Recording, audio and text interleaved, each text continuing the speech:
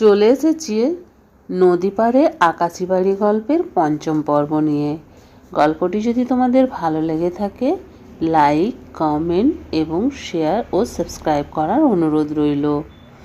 করিডোরের নীলচে আলো দুজনকে সামনে এগোতে বাধ্য করছিল। মায়া আর ঋদ্ধি ধীরে ধীরে হাঁটছে, কিন্তু মনে হচ্ছিল যেন কিছু অদেখা শক্তি তাদের আরও গভীরে টেনে নিয়ে যাচ্ছে।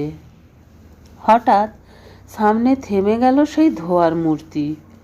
মায়া ফিসফিস করে বলল, এটা আমাদের কোথায় নিয়ে যাচ্ছে? ঋদ্ধি তাকিয়ে দেখল করিডোরের শেষে পুরনো কাঠের একটা দরজা। দরজার গায়ে গা ছমছমে আঁচড়ের দাগ, যেন কেউ হাত দিয়ে অনেকবার বেরোতে চেয়েছে। মায়ার হাত ঠান্ডা হয়ে গেল। তার বুকের ভেতর সেই একই ব্যথা, যেন বহু বছর ধরে লুকিয়ে থাকা কোনো স্মৃতি দরজার ওপাশে দাঁড়িয়ে আছে। ধোয়ার ছায়াটা দরজার দিকে হাত বাড়ালো। মায়া বুঝল এই দরজার পেছনেই আছে সত্যের শুরু। ঋদ্ধি আস্তে দরজাটা ঠেলে খুলল। ভেতরটা অন্ধকার, একটা পুরনো ঘর। ঘরের কেন্দ্রে মাটির ওপর ছড়িয়ে আছে কিছু কাগজের টুকরো, ভাঙা কাঁচ, পুরনো হার, শুকনো মাটির গন্ধ। মায়া কিছুক্ষণ দাঁড়িয়ে হঠাৎ এগিয়ে গেল।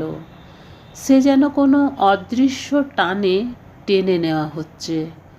মাটিতে থাকা কাগজের একটা টুকরো হাতে নিতেই হালকা আলো জ্বলে উঠল।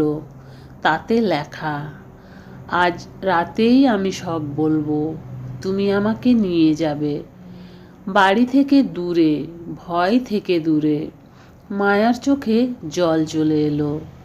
সে নিজের অজান্তেই ফিসফিস করে বলল, এটা এটা নীলময়ীর হাতের লেখা। ঋদ্ধি অবাক, তুমি কিভাবে জানো? তুমি তো এর আগে এসব কখনো দেখোনি। মায়া ধীরে মাথা নেড়ে বলল, আমি ঠিক জানি না, কিন্তু এই লেখা, এই কথা মনে হচ্ছে কেউ আমাকে বলেছিল, যেন আমি নিজেই লিখেছিলাম।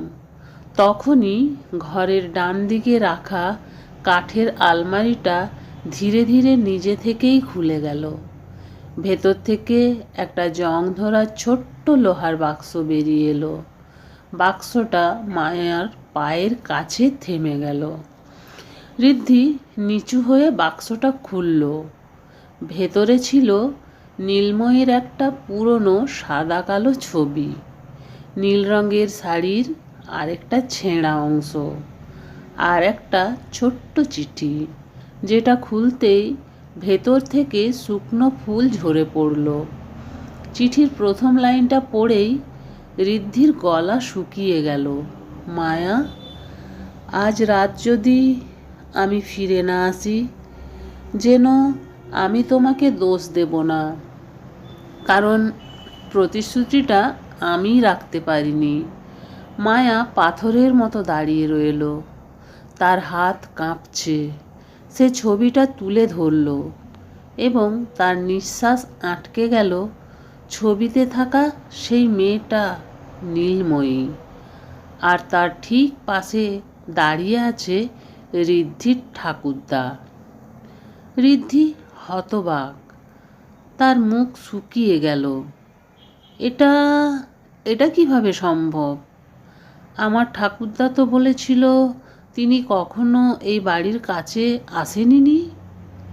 মায়া খুব আস্তে বলল, ঋদ্ধি, মনে হচ্ছে শুধু নীলময়ীর রহস্য নয়, তোমার পরিবারের ভেতরেও লুকিয়ে আছে একটা সত্য, যা কেউ তোমাকে কখনো বলেনি।